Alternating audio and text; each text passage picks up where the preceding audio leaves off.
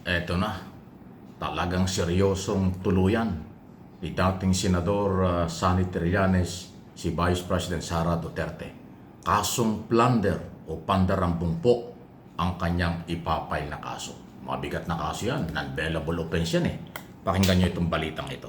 Eto at mga pahayag ni Trillanes. Filipinos more aware of the Vice President's true character. I am hoping against hope na mamulat sila. Mamulat itong kababayan natin na kahit na anong ipag-iidolo niyan sa mga Duterte, eh hindi yan mabubuting tao. Kasi ang argumento nila napaka-popular. Eh bakit sila Putin, sila Kim Jong-un, yung mga diktador, napaka-popular niya. It doesn't make it good for the country. Ayan. So, Ayan. and hindi kami hinto. Philippine Senator Amy Marcos suspects an impeachment So matindi. Yung sinasabi ni Trillanes.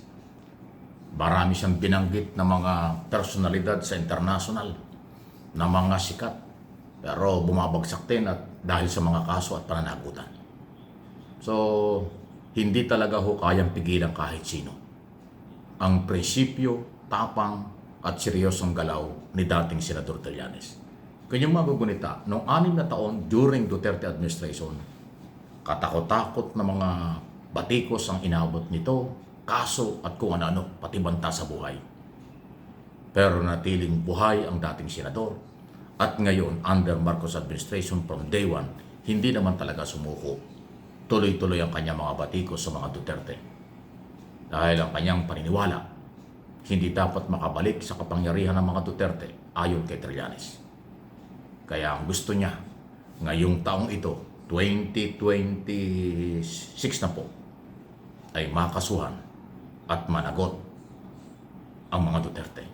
So, plunder, kaugnay pa rin po sa kanyang mga ginawa sa Office of the Vice President at saka ho sa Department of Education.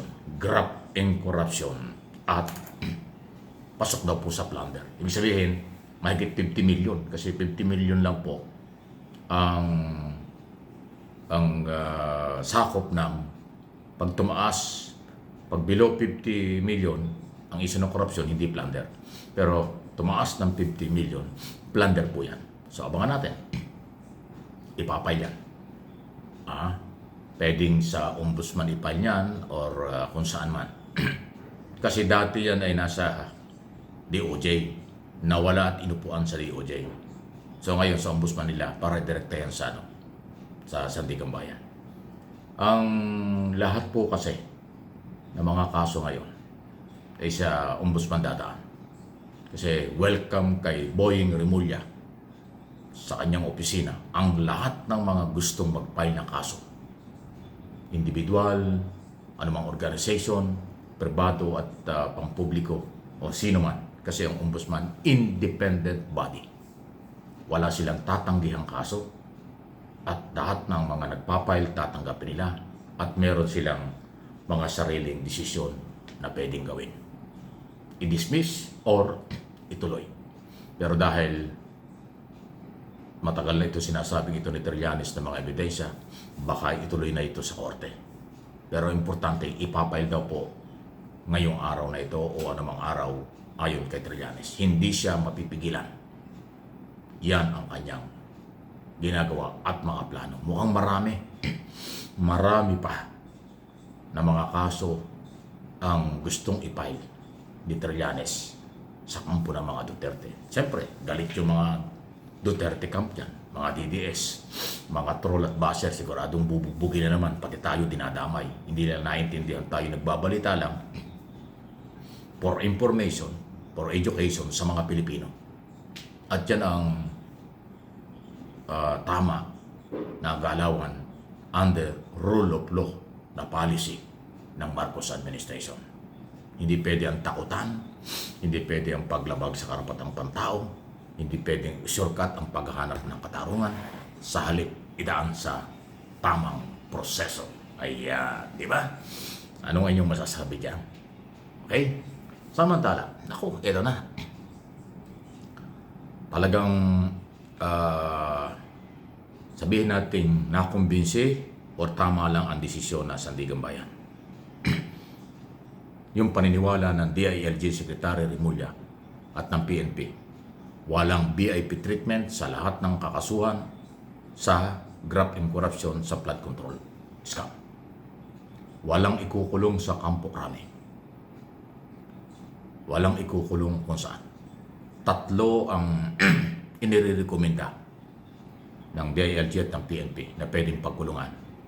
Bagong Quezon City Jail sa may Payatas, Camp Karingal sa Quezon City, or Bikutan. Yan lang po yung 3 yan. Okay? Na pagkukulungan. Babae man o lalaki. Pero siyempre, ang final decision pa rin ay ang Sandigan Bayan Justices kung saan nila.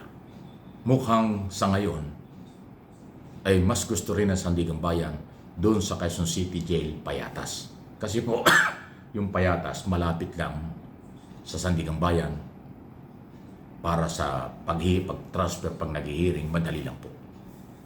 Dito yan sa may bandang Commonwealth Avenue. Yung Payatas, para mas kilala nyo nung araw, yan po yung dating dump site, tapunan ng mga garbage ng Metro Manila. Pero ngayon mukhang hindi na dyan tinatapon. Ganun pa man, malapit yan doon sa Payatas Mountain ng garbage. Pero maayos naman kasi isang kumpang dinivelop, ginawang kulungan. At katunayan, doon ipinakulong si dating senador Bong Revilla, Engineer Hernandez at Engineer Mendoza at iba pa. Lahat doon. Okay? At yung iba pang mga engineer na nahuli at sumuko. Kasi ganito yan eh. Pag may warrant of arrest, kahit sumurrender, isi-serve pa rin yung arrest order. At pag isinabi yan sa'yo, kahit surrender ka, ang record dyan, arrested ka. Arrested pa rin. Babasahan ka ng Miranda right. Pag binasahan ka ng Miranda right, iserve yung warrant, Miranda right, yung proseso, at kung anong karapatan ng akusado, yun na yung pag-aresto. Kaya si Bong Revilla, kahit nag-surrender sa Campo Crame, tinuturing din yan, arrested na. Pero siyempre, may punto siya dun sa kanyang gagawing laban na siya ay voluntary. Yun ang may establish sa korte. Pero lahat yan, nang iserve ang warrant, lahat arrested. Marami na po yan. Mga engineer sa Mindoro, mga engineer sa Bulacan, politiko, ayan. Si Sandy ko lang po talaga ang wala dahil nagtatago pa. Pero babagsak din po yan sa kamay ng batas. No one is above the law. Kahit marami kang pera, marami kang koneksyon, ang nagtatago, perception ng tao, guilty. Yun ang mabigat. Kung hindi ka humarap sa korte at paglilitis o trial, ang perception ng tao, guilty ang nagtatago, guilty ang ayaw bumalik ng bansa. Ganong katindi yun.